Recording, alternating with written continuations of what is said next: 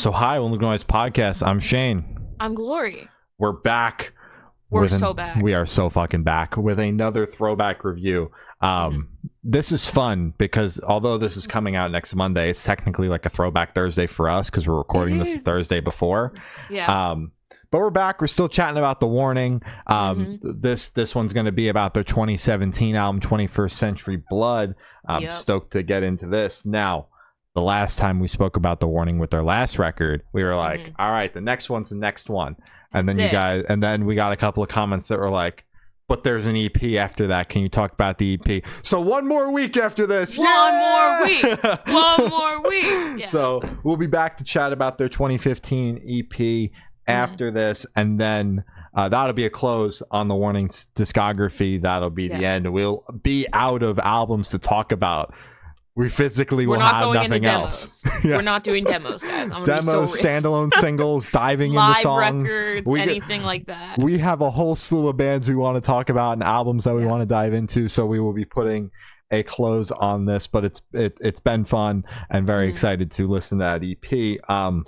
But with that being said, as we are getting into the last couple episodes here, if there are other bands, artists that you want us to dive into their discographies and chat about their records, all of them, let us know. We'll be taking suggestions, and we might not go with what we just spent 30 minutes talking about, which is what are we doing after this. Exactly. Who's next? Because we kind of left it with we don't fucking know, so we'll get there when we get there. So suggestion box is open in the comments. We will be reading. We read. Glory reads every single comment. Shout out to her. I can't do it. When you get a reply, it's that's her. Me. Yeah, it's not me. She just sends me them, and she's like, "Look at this," and I'm like, "Awesome, yay!" That's good. Yep. But yeah, so this album 21st Century Blood that we're talking about today is interesting because it's their debut, but in all of the comments on the previous videos, everyone's been like, you got to check out Queen of the Murder Scene, you got to check out Error. That has been the comments, not a lot of you got to check out 21st Century Blood, like maybe 4 in the hundreds of comments actually brought this album up, which kind of made both of us raise an eyebrow when approaching this one, saying like, oh, this one's next, okay, but why hasn't anyone suggested it? Why isn't anyone expressing like excitement? I've seen like general statements overall of like their entire discography is incredible, all their albums are thought-provoking and perfectly fucking put together, and that's awesome, but no one has specifically said I love this album. So it's kind of like my number one. Yeah. Well, what's this album hiding, guys? What's going on over here? Yeah. So getting into this one, I was like cautiously optimistic. Because I had no idea what I was getting into. The other albums, there was such this high bar that I felt that these albums had to meet because so many people had recommended these records to us, and I'm like, man, there's a lot riding on these, which is like why I felt so much disappointment the first time I put on Error, because I'm like, people are talking about this so highly, like I'm not getting it. What am I missing? Someone please explain this to me. Obviously, wound up getting it. You can check out our review of Error, and you can hear what my thought process was as I was going through that album. But diving into this record, it opens fucking sick. 21st Century Blood is an awesome track. Yeah, no, title track is fucking crazy. The first couple tracks, it's just hit. So that alone did get me excited to get into the album. So yeah, no, I completely agree. Yeah. So for me, my thoughts with this album is there's a lot of bangers on here. Like the first 4 tracks are just straight up hit, gets you going. For me, tracks 5 and 6 kind of loses me a little bit, to be honest. It slows down the record, and these songs, they're long. I mean, Black Holes is 5 minutes long. So like we're slowing down the record, and then we've got almost 9 minutes of this like slower vibe after just getting pummeled 4 songs in a row. Yeah, and that is one of the things that we bring up just on our weekly podcast when we're talking about albums or, rollouts or anything like that, where it's like you get this momentum going with high energy tracks, and then for whatever reason, bands, artists, everyone in their career has a moment where they're like, on this album, I'm gonna build it up and then I'm gonna drop the longest and slowest track we have on the album right in the middle. Right there. Yeah. When it's like, in my head, I think it makes more sense like closer to the end, because you have everyone excited and then you bring it down to kind of say like, we're turning off the lights, get out, type of vibe, So it always confuses me when bands do put like slower energy, low energy tracks in the middle of the record, and that's what they did. So it did also lose me, because after that I was like, oh, that kind of ticked me out of it. I don't know. I'm kind of like, oh, what's going on here? I had to find like my footing again. Yeah. Absolutely. And we've listened to so many albums, and every time a band does this where they just drop the slow songs right in the middle of the record, I try to understand it every single time. I'm like, man, it's like, where else are you going to put it? Like, you put it at the end. If you put too many slow songs at the end, you can't open the album with it unless you're going to set the scene with like something that's going to build into this huge climax. But every time I try to understand it, I'm just making shit up. Like, I still can't get it, man. I don't get it. Still confused. But at the same time, I respect the slow song. One of my all-time favorite records, Pink Elephant by Stan Atlantic, has the exact thing we're talking about. That's just like that drop in the middle and like out of nowhere.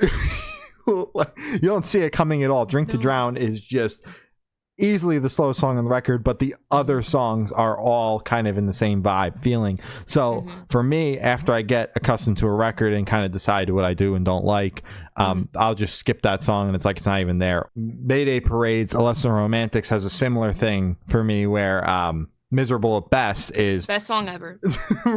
Right there in the middle for you, slows the entire record down. That's a skip for me every time, although I know all the words because they play it live every time I see them. But when I listen through that record, I just skip it because it really, really slows that album down. I fucking love that song, but I've never listened to the album in full, so that's why I have that disconnect. Yeah, that's me. Fair enough. So yeah, like, all that to say is I never understand it, but at the same time I try to. But my personal preference is just as much high energy as possible. And if you're gonna put a slow song, let's pick it up. So with that being said, When I'm Alone, the seventh song, it starts out a little slower, but is kind of that pickup that I just referenced that I want. Although we didn't get it all in the same song, this song kind of picks the energy back up for the 3-track run of Runaway, Unmendable, and Copper Bullets, which Copper Bullets being one of my favorites on the record. We get cruising again. It feels like I'm listening to the front half of the album where we're cruising for multiple songs in a row. I'm here for it. And then Show Me the Light, which is the last song that isn't a live session track on the album. Kind of is slow, but that's okay.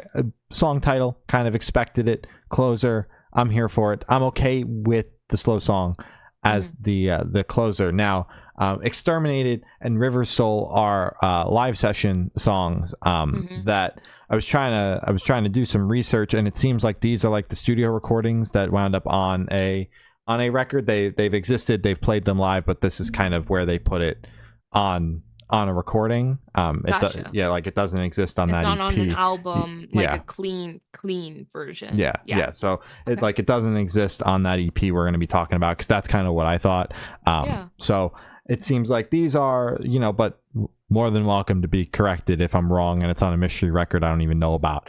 I like these songs though. Like I treated them as part of the record in a way. Like, for me, the album ends at Show Me the Light, but these are still very solid songs, and don't take anything away listening and then starting the album back over again, which is something I did multiple times. As every other time we've done one of these videos, it's just on a loop. It doesn't change much for me. I like Exterminated. River's Soul is my favorite of those those 2 live session songs, but overall, some of my favorites: 21st Century Blood, Survive. I like When I'm Alone because of picking back up the energy. Runaway, Copper Bullets. Some of my favorites. I named a good chunk of the songs that you expected me to name. I don't think anyone expected me to be like Black Holes is my favorite. But you never know. I like to throw them wild cards in there. Track listing aside, the flow aside, I did overall enjoy a good chunk of this record, but this was the one where there were some songs that I felt that were too long. Some parts of songs, even some of the ones that I said overall I did enjoy, I felt could have been slower, or not slower, shorter. It just feels like a good chunk of these songs clock in at least 3.5 minutes. With a couple of 4 minutes glaring at you, and then even 1 or 2 5-minute long songs. So it's like every song on here is long, and that's what I saw the first time I put this record on. I'm like, oh god. So there is definitely what feels like some filler in some of these songs, but overall, as a cohesive piece, I enjoy it as a debut. And I can definitely see the growth and the progression of the band in the records after this that we listened to, but I definitely see the groundwork being laid with this debut, and I think it's still a solid debut album, although probably the one that I've had the most quote unquote notes for, or like the things that I didn't like about the album. So, but overall I thought it was an enjoyable experience. I liked most of it. Would I come back to it? Of all of them, this would probably be the one I would revisit the least, but I'm coming out of this little journey that we've had. Granted, we still have an EP, but of the full lengths, being blown away by the entire discography and really how flawless it is, and all those comments that we've gotten that didn't name this album particularly, but named, just said in general, they've got a pretty flawless discography, and even a couple of comments that were like, your favorite Warning song is the last one you listen to. Like, those, that's so sweet. Like these comments do ring true for this band and this discography. I think overall it's incredibly solid, and I'm blown away by this album, even though I have some notes.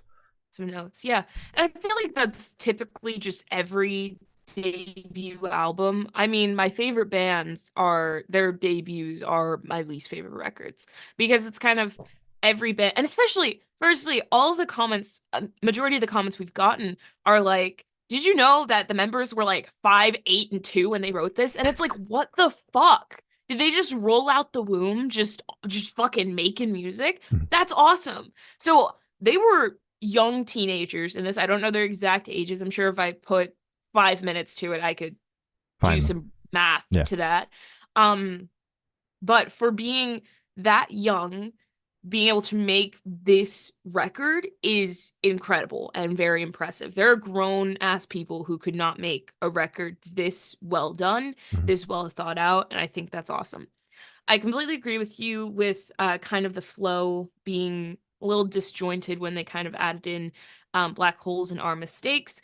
I do think When I'm Alone is the perfect fit to kind of amp it up just a little bit to then go into Runaway. So I think they did pick it back up, but they just listening through, I listened to it 7 times, which is kind of crazy. And I do believe that the second half is my favorite, which is great. So you have to get past Black Holes and Our Mistakes, which aren't bad songs. Just, I feel like they could have been placed somewhere differently. Copper Bullets is my personal favorite. I think there's some ear candy in there, and it makes me very happy. The live sessions, I'm typically not a live session or live recording person, because I don't know, I'm just like, I'd rather either be there in person or only listen to studio stuff. But because, as you pointed out, it isn't a song that was already on this album, which Me personally, that's a pet peeve for me where it's like, I just listened to the studio version. Why the fuck at the end of the album do you have the live version at the end? That makes no sense to me. Yeah. As a B-side, especially. I'm like, that's the fuck is that? So the fact that these are just two new songs that aren't anywhere else on their discography, Spotify discography. I don't know if they're on Apple Music, on a secret record or something, but the fact that they're basically standalone, just kind of tied in there as a little treat for the listeners, I think that's really cool. Exterminated is my favorite, so it's kind of cool. We didn't overlap this time. Yeah. Thank But you. we do have one of the same favorites on the album, although I named half of it. That's my bad. You did, yeah. But Copper Bullets is it's so good. It hits. Yeah. That is an incredible song. I think it's very impressive, and honestly, I did really enjoy the record a lot. Yeah. Yeah. Overall, I thought it was impressive. I thought it was good. I enjoyed it. And I'm stoked to get into the EP, but I think it's appropriate now that we finished their albums that we rank them and see where we sit. Okay. So for me, Keep Me Fed easily my introduction to the band into that album. Love every second of it. It's what I want. It's got just nothing but just keeps pummeling you heavy all the way through. Enjoy it. It's got that harder rock elements that they're starting to experiment with now. Second one. Wait. Oh. My first. Sorry, okay. My first is Queen of the Murder Scene. We're gonna go back and forth. Okay, we'll go back and forth. Yeah. Go back and forth. Why? I think it's really theatrical. It's a lot more theatrical than all their other products they put out. As I said, it reminded me, if you watch our review of Queen of the Murder Scene, it reminds me a lot of old Crown the Empire, their album The Fallout, which is one of my favorite records by them.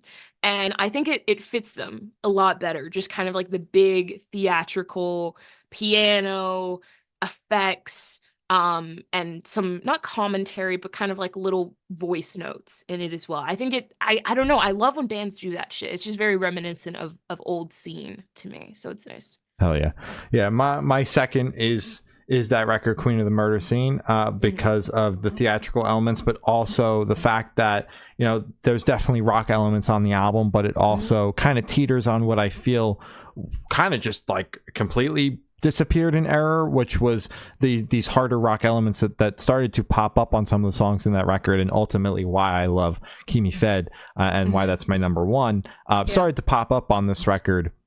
So I'm really into it, and definitely impressive at the ages that album was written, and the story behind it and everything. I know I wasn't doing that shit at that age. I was like 16 or something. I was sitting there playing Black Ops 3 probably. That's it. Yeah. My number two was Keep Me Fed. I like it a lot, and it was the introduction to the band, so it kind of has that little special place in my heart. I think it's definitely, they hit their stride with it because there are some pop elements. It's definitely faster paced rock versus kind of like the classic rock that they've been doing for all their other records. So I think that's fucking awesome. Sick is also possibly my favorite song by them, and Keep Me Fed is the home of Sick. So I gotta give it some points for that. And also I think just cover art and visual wise, they fucking crushed it with Keep Me Fed.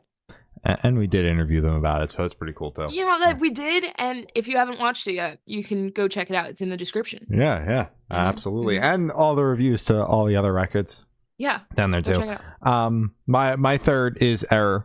Now I was teetering with where I was going to put Error because it's so not like in my wheelhouse of what I normally listen to, but based on what my thoughts were and how I ultimately overcame everything and came away really enjoying the record, I think it makes sense in the number 3 spot for me. There are a couple of moments on it where I was truly blown away. I still really love Money, so I think that song's great. But overall, solid record, and not my style, but wound up to really enjoy it. So I think that makes sense in the 3 hole. That's fair. All right.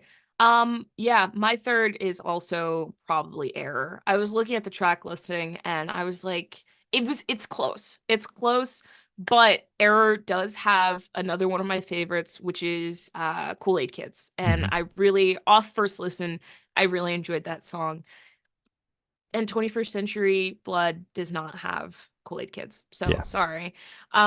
I think it is just a solid record. I think the progression of it is awesome. I think it has a great flow.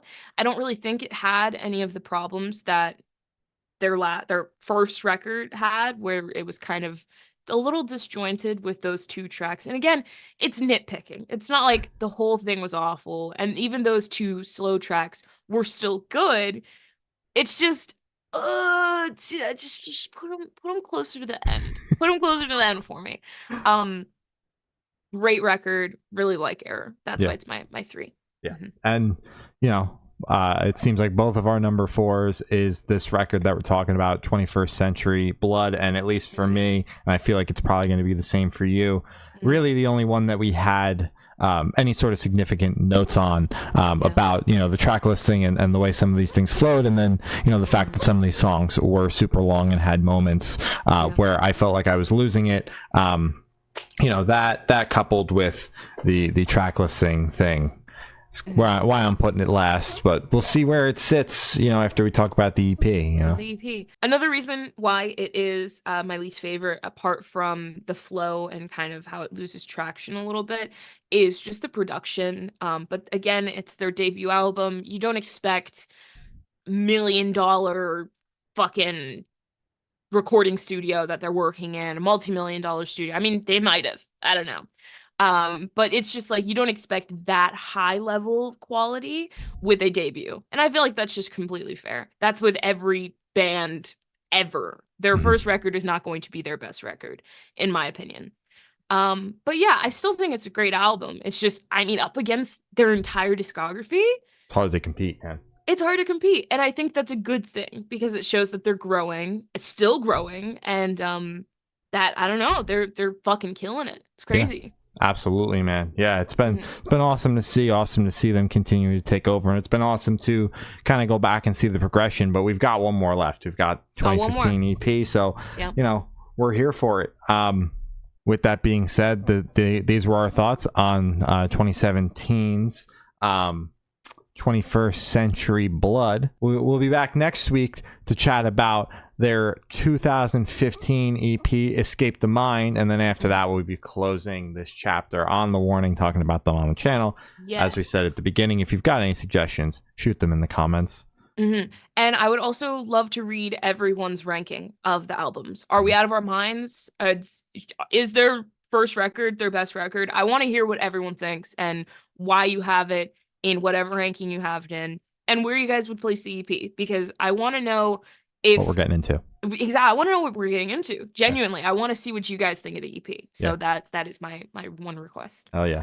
Our interview with The Warning is down below. All of our reviews previous to this one are down below, as well as links to all of our social media if you would like to follow us on anything. But with that being said, we'll be back next Monday chatting about Escape the Mind. I have been Shane. I have been Gloria. And we have been the Good Noise Podcast. See you next week. Bye. Bye.